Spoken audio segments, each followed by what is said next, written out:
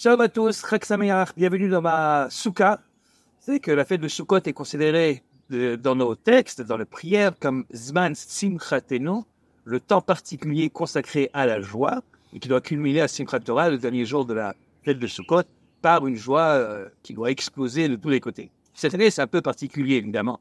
Cette année, vous savez qu'Israël, c'est un petit pays, et ici, en Israël, je ne connais personne qui n'a pas au moins une connaissance, si ce n'est pas un proche parent, qui a été blessé ou tué au front ou alors dans un des attentats terroristes de cette année. C'est la guerre la plus longue d'Israël. Il y a encore des otages qui sont maintenus chez ces terroristes sadiques que sont le Hamas ou ce qu'il en reste. Évidemment, la question se pose de manière naturelle. Quelle joie, comment se réjouir? Et j'aurais voulu dire deux petites réflexions à ce sujet.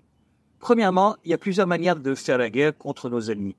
Il y a la manière la plus connue et sans doute la plus courageuse, c'est d'aller au front, de porter les armes, de risquer sa vie.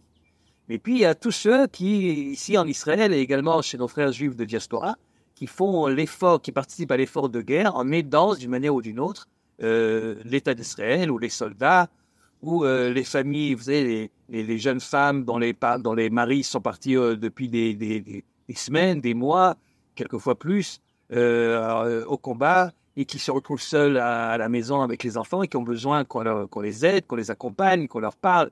Et puis il y a toute cette armée de civils qui ont décidé spontanément d'aider d'une manière ou d'une autre, en donnant de l'argent, en donnant des repas, etc. Donc on participe tous d'une manière ou d'une autre à cet effort national et ce qui nous permet d'avoir les victoires que nous avons ces derniers temps.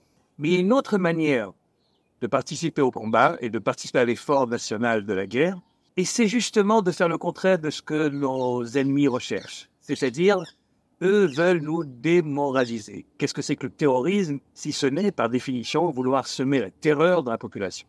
Or, le fait même de ne pas succomber à cette terreur, même si, au fond de nous, il y a évidemment de la crainte ou de la peur, de l'appréhension, et en tout cas de la peine, mais le fait de surmonter tout ça, de continuer à vivre, et de vivre bien, et de vivre heureux, et de vivre en souriant, et de participer aux joies, que ce soit des joies familiales, des joies de famille, que ce soit des joies nationales comme les fêtes, ça fait partie de l'effort de guerre.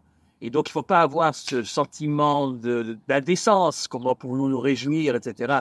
Lorsque il y a toutes sortes de choses qui arrivent qui ne sont pas très réjouissantes autour de nous, il faut au contraire comprendre que se réjouir, c'est exactement faire ce que nos ennemis ne voudraient pas nous voir faire, c'est continuer à vivre et continuer à donner de l'importance à la vie autant qu'eux donnent de l'importance à la mort. Ça, c'est la première chose. C'est pour ça qu'il faut continuer à se réjouir cette année à Simchat Torah, comme les années précédentes, et même, à mon avis, davantage encore.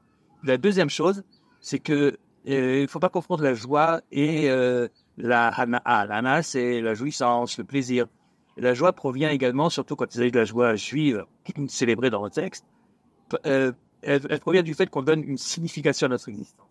Être joyeux, c'est pas être joyeux. Simchatenu, ça veut dire également être heureux. Heureux de participer à une histoire qui a un sens. Il y a tellement de peuples autour de nous, et nous le voyons bien, qui ont perdu le sens de leur propre histoire, le sens de leur propre nation.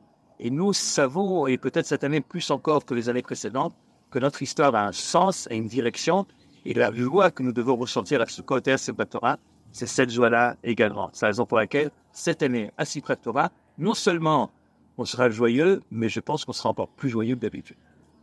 Chag Sameach, à très bientôt.